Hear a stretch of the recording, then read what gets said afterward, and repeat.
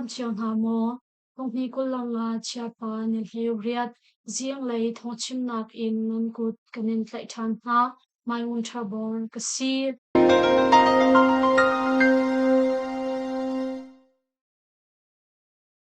ni ka do ma ka te na kong hu ni chung a CNF CNA ni longpi na achim palawa kong he pe lai in an nge chet na kong song achim rakhai rom kul sung I aum mi essential kap sakhan pol ka do in kopi pakhat du pakhat ULA ni an la ko mi chung a an longpi kong national fund CNF CNA in shimna no ngai tu salai that ni achim Pado chan na chan chung a kan u naw ni te na kan hu mi chung a kan fak na I kan lompi tuk na chun essential ka tha zang an thul ngai na palawa peng chung I a mi sakhan vial te an la kho mi chung zong a kan e lom I kan lompi fon ha tia chin national fon CNF CNA in chim na no ngai tu salai that ni a chim asina in rakhai ral ka ULA ni Ramklo power in Palawa peng an lak mi tu chu kan lung athalo I kan ngai achia tia achim chap ral kong he pe tlai in zonwa na the essential kap an kan dau pi I an kan thol piak mi chunga chun kan e lom I kan lom pi fon na chiram chung I ram khel ning in Ramklo power an tal mi tu chu kan lung athalo I kan ngai achia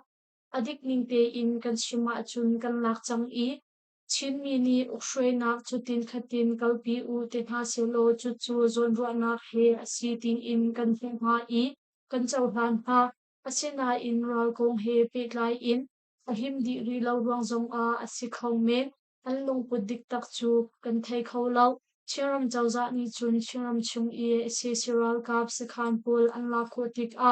CNF CNA ni ukshroi na kan kalpi lo Ko chung cham kai punha sin a ukshroi na rian kan pek na rakhai ral kap zong ni Palawa peng chung I ukshroi na an kalpi ding asia chun tol chung ni ha I an du na an zul pek na a her pia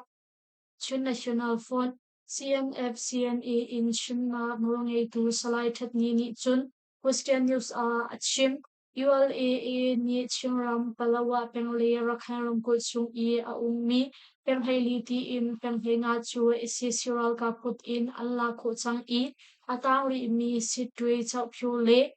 ma ang ko pi zong a ka dau ma an kal pi pa chang tia thai si tu hmaram chung a ni chan lon mi si ai le edin theory cheplet nak an to ni chan lon chang mi pol chu mai khang in an sho chingram la tu hmaram ufroi tu pu Lauturation People Administration LRPA ni naring capital in an humhak mi hmaram chung a ni chan lon chang mi si ai le edin theory pol cheplet nak an to kong lautu hmaram ufroi tu pu sin in kan thai July ni khat in mi phai nga tiang lau tu hmaram ukshroi tu phu ni kan hmaram chung di lak a si ai le edin theory ni chan alon chang mi pol chakhat na kan tua I ni chan alon chang mi si ai le edin pol chu mai in kan khang nga avoi khat na chakhat na kan tua asi I khongning te in chathan kan chuat hu a avoi di na chakhat na kan tu than te lai tia Lauturation People Administration LRPA in Jonga way to pakhat ni lungmali pos a achim chupin a la tu hmaram chung I dora tu ni to chung ni hani CI le edin thilvi an lak mi pol laka hin ni chan alwan chang kau na in athar in until tham ni pol song kan pu chu ni chan chu kan ma hmaram chung I a mi dor to mi hani until chom mi selo in dor thil an lak na hani athar in an rak thil chom mi an si dor to mi na zong an hal kau na ding cha ati in chon piak na kan nge chang ha I atu nu chakhat na kan to ti ka chun ni chana lon ni si ai le edin thil ri azwar li pau her ning in dan tat na kan pek chang tha lai tia lau tu hmaram ukshroi tu phu in tramba wai tu pakhat ni chun achim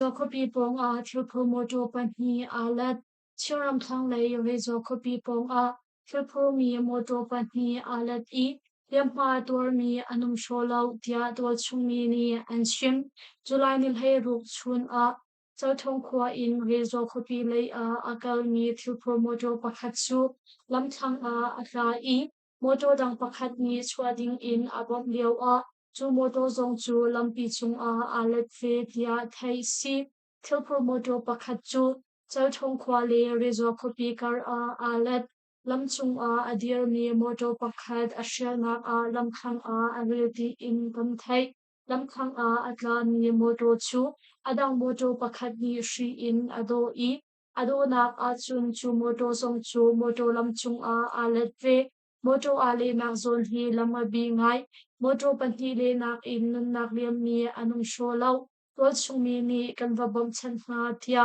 thil sining a thei mi rezo khopi tol chung mi pakhat ni achim alet ni moto pahnih chu koram lei a thilri kol ni an si I chal thong khwa a zan khat an riak chun hu a rezo khopi lei I an rak kai leo a atu bantuk in van chiat an tong tia thei si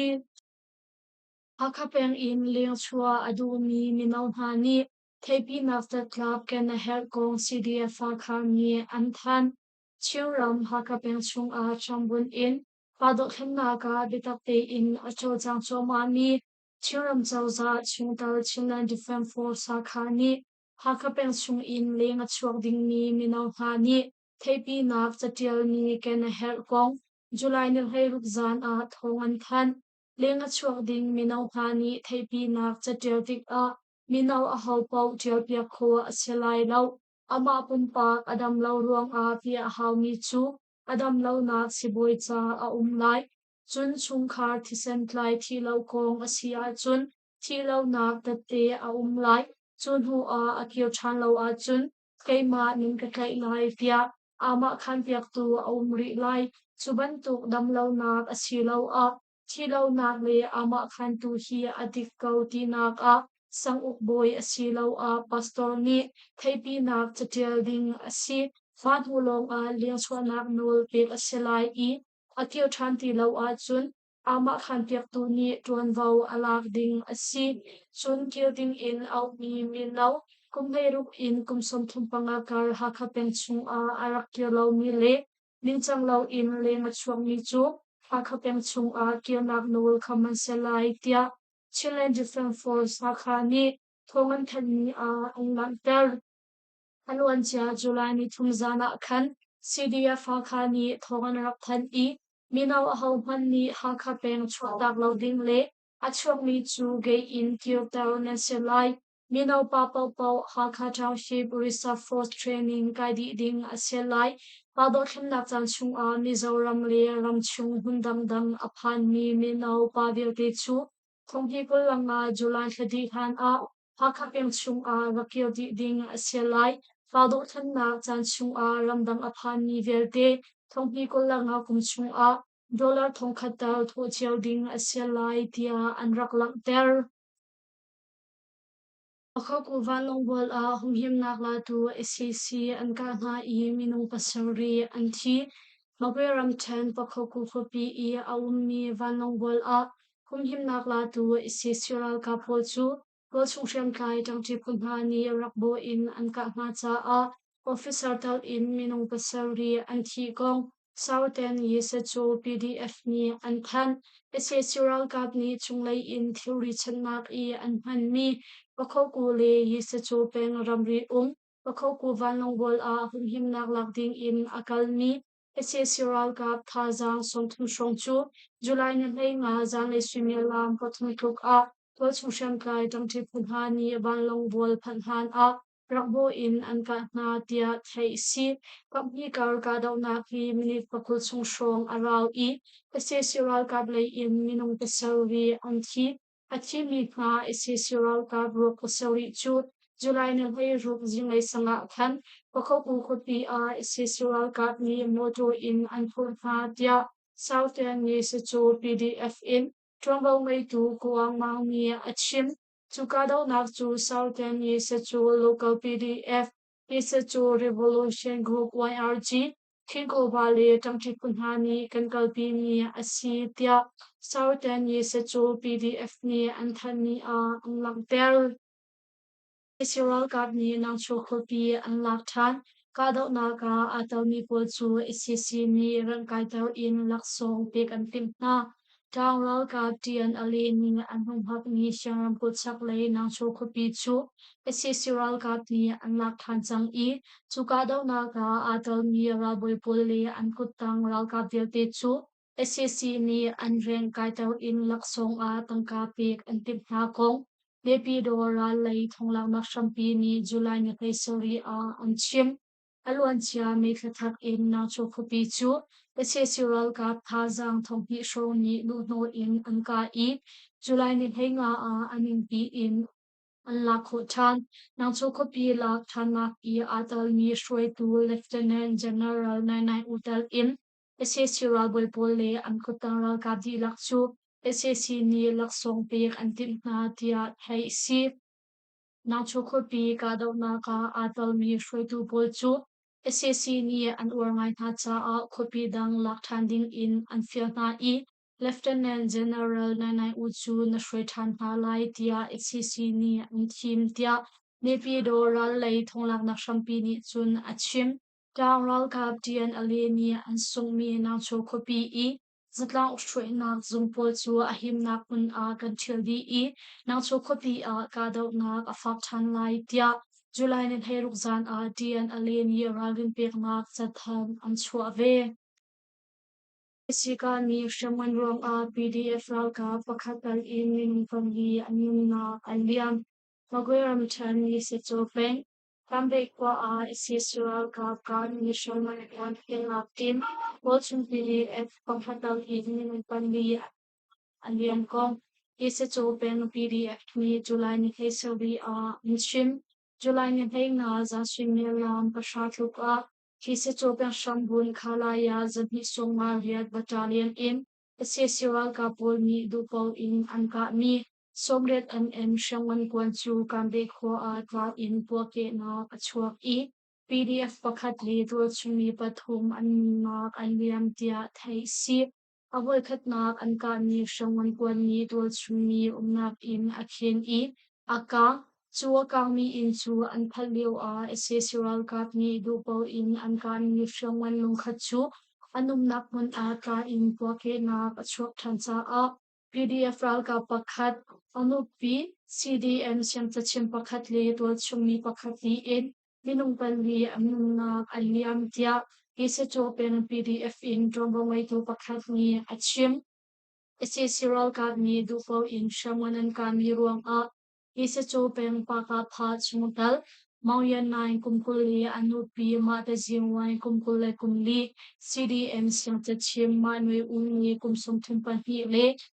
Mausian liang ko kumhe sori na anunga aliam I adang tuat shungi kali ni liang man tuar Unak liang ni PDF ralka toksit le anupi chu isa chu paka pha ni Ralka punglam ningli in anrua kanvui na CDM siang chachim nu pakhatu chu achuake nakpo ankalpi I thate in anvui Unak liang be mi kwami pakhat song chungkhang ha ni thate in aruak anvui chang tia Isa chopeng PDF in trongaway tu pakhat ni achim alwan chia thonghi kulathum October na hlei kwa zong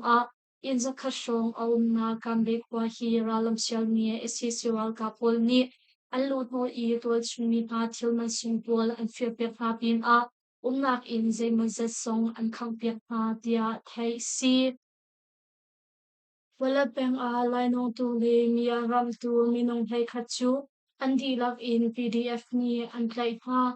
sagay ram chan wala peng plato ko lainong na atwa tu le tual chumi aram tu na minong thai khachu an dilak in PDF ni an klay pa kong wala peng pa ni July ni hei ruksan an than July ni hei thum za sunyalam hekhat la chir ka khan pato ko ni feel ni in pakhat an lo no I in ngei tu kong yaw pin chi chu namte in an so cha anun nak an liam tia thai si iko he petlai in July ni hei li Zinglei sunyalam pali thuka khan uyem ma ko wala peng paka pha le pa a pha ni thil sual tua tu na tlai ding in an kul na I tatlai nak an tua cha a kongyang pin chi a that tu na lak a abik in tuam wa ngei tu asimi na utu ma chian chian le bele ti in an di lak minung pathum an tlai kho na tia thai si chun hu a wala peng paka pha le pa a pha ni bezung in chaklat na kan tu na hu a paka pha chungtal pali le adang minung pali ti in an di lak minung pal riat an tlai chap na chupin a lainon na atua tu le tual chung mi aram tu na minung mai khasin in phone mai thum MA1 mai thazun khat AK-47 mai thazun khat ansar chom ni mai thal toi zum thum namte panga motorcycle pali tangka singsom kwa pal shu mai thal kwan pol le sham nam dang ze mazza song tatlai chi Bezol in chaklat na kantua di na nu a kantua mi swal na he atak ning in dantak na kante pha lai tia wala peng pa pha ni an thani a in lang ter Malaysia ram a Myanmar Rohingya mi nung zathum som nga leng tal in ramdang mi zali som kwa leng tlai antong Malaysia ram singlango ram kul seuri kerambam a Myanmar Rohingya mi nung zathum som thum nga tal in Kuling lo in alut ni ramdang mi zali som kwa ruk chu Malaysia no nge tu pol ni an tlai na kong Malaysia immigration zong ni July ni ruk a thongan than Malaysia Rohingya portal in ramdang mi tam ngai anom nak seuri kembangkan a July ni nga zanshimil lam pasha a khan Malaysia nung ngai tu pol ni lugno in chakhat nak antua I Myanmar Rohingya mi nung zathum som thum nga tal in khongding lo in alut ni ramdang mi zali som kwa ruk an tlai na tia thai si Malaysia a pungning lo in alut ni Myanmar Rohingya Pazan hi som sari panga nu som riat le phakchia som thumtal in Thailand, Bangladesh, Cambodia, Pakistan le Indonesia rammi zali som kwa rukchu Malaysia no ngai tu pol ni an tlai na tia thai si Malaysia no ngai tu pol ni Kuala Lumpur le khopingan mi dang na a phungling lo in alut mi ramdang mi na chu pezul in tlai khi nak an to na I July tha azar khat nak chunglong Myanmar rammi athong ling tlai am tong tia thai si phungling lo in Malaysia a alut mi ramdang mi na chung in Lei atong mi na chu chan le thong thak city lo in nisha chung chaklat na kan tu na lai I an nak ram chiao a kan ko than na lai tia July ni kwa a Malaysia no ngai tu pol ni amgak chim